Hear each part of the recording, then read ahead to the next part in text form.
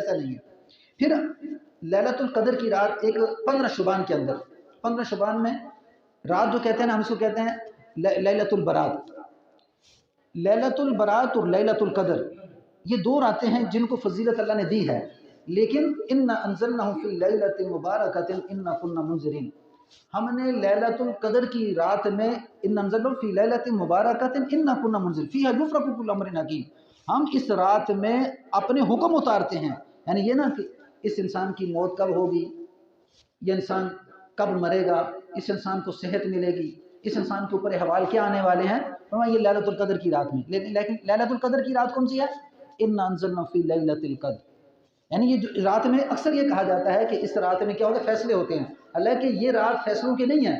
اس رات کو کچھ فضیلت حاصل ہے، لیکن اس میں کیا ہو رہا ہے، آج ہمارے کیا ہو رہا ہے، پٹاخے جلائے جا رہے ہیں اور پھر جناب دیگیں پکائی جا رہی ہیں، تو شرعی دلیل کوئی ایسی نہیں ہے کہ بھی تم کیا کرو، یہاں پہ جناب شہروں میں تو کیا ہوتا ہے ڈھول تلیاں لوگ بجاتے ہیں، اعوذ باللہ نعوذ باللہ استغفر اللہ، اور پھر پٹاخے بجائے جاتے ہیں، اور پھر جناب بڑے بڑے جناب رات کو دیگیں تقسیم کی جاتی ہیں۔ ہاں فرمایا شعبان کے مہینے میں حضور صلی اللہ علیہ وسلم فرماتے ہیں کہ حضرت ام سلمہ فرماتی ہیں کہ میں نے آپ صلی اللہ علیہ وسلم کو سوائے شعبان اور رمضان کے علاوہ پہ در پہ روزے رکھتے ہوئے نہیں دیکھا، یعنی آپ شعبان میں کیا کرتے تھے، بڑی زیادہ روزے رکھتے تھے، اوپر نیچے روزے رکھتے تھے، یہ شعبان کے مہینے میں آپ صلی اللہ علیہ وسلم کا عمل رہا۔ پھر فرماتی ہیں کہ شعبان کے روزے اس مہینے کے مخصوص عبادات روزے ہیں،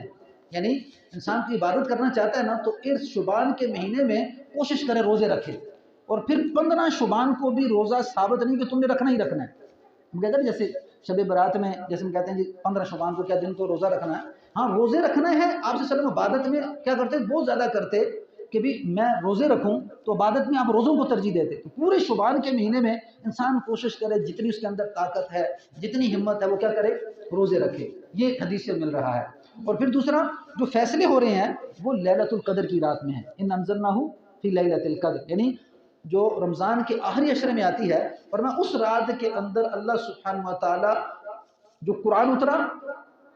زبور، انجیل، تورات، جتنی بھی آسمانی کتابیں نازل ہوئی، یہ ساری کی ساری رمضان کے مہینے میں نازل ہوئی، اور ان میں سے ایک قرآن مجید ہے کہ وہ کہا ہوا شہر رمضان الذی انزل فیہ القرآن ھدی للناس وبینات من الھدی والفرقان، یعنی ہم نے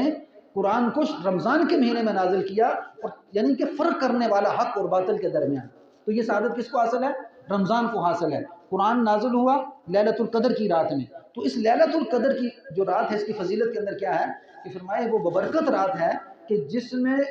صبح سے لے کے رات سے لے کے صبح تک، طلوع شمس تک کیا ہوتا ہے، بڑی نورانیت ہے، اللہ کے فرشتے زمین پہ اترتے ہیں، اور پھر اللہ سبحانہ و تعالیٰ کے فرشتے رحمت لے کے آتے ہیں، اور پھر تمہارے فیصلے کیے جاتے ہیں، اس آدمی کی موت کب ہوگی، اس آدمی کو رزق کتنا ملے گا، اس آدمی کے ساتھ اس سال میں کیا معاملہ ہونے والا ہے، یہ لیلۃ القدر کی رات میں آتا ہے۔ اور یہ آپ صلی اللہ علیہ وسلم پہ جو قرآن اترا اسی کی فضیلت کے اندر اللہ نے یہ رات اس مسلمان کو نصیب فرمائی۔ اور پھر لیلۃ القدر کے اندر اللہ سبحانہ وتعالیٰ نے جو رمضان کو خاصیت حاصل کی ہے، اسی کے سلسلے میں جب رمضان نزدیک آ جاتا تو فرماتی ہیں امہات المومنات کہ آپ صلی اللہ علیہ وسلم کیا کرتے، روزوں میں کثرت کرتے، رجب میں بھی ایسا کرتے، رجب سے زیادہ شعبان میں کرتے، اور شعبان میں پہ در پہ روزہ رکھتے۔ ہاں پھر ہمارے یہاں پہ چلتا ہے کہ جی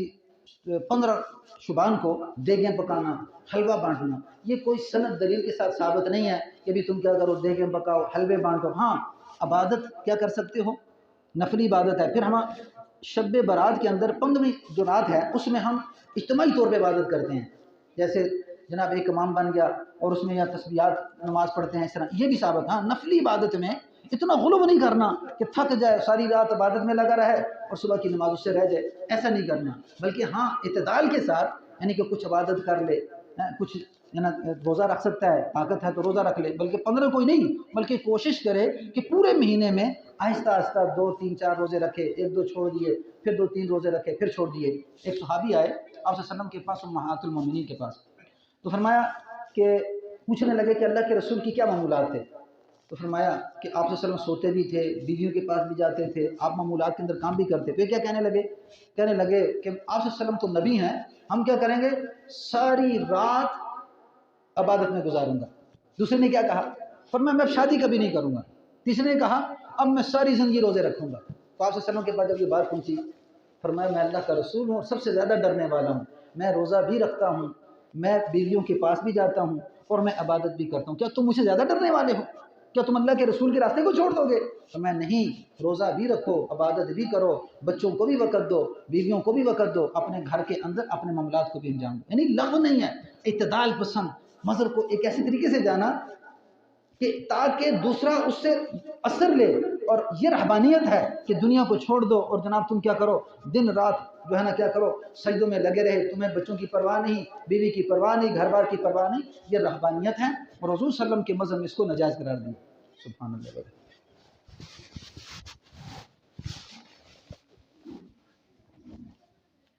ऐसा नहीं है।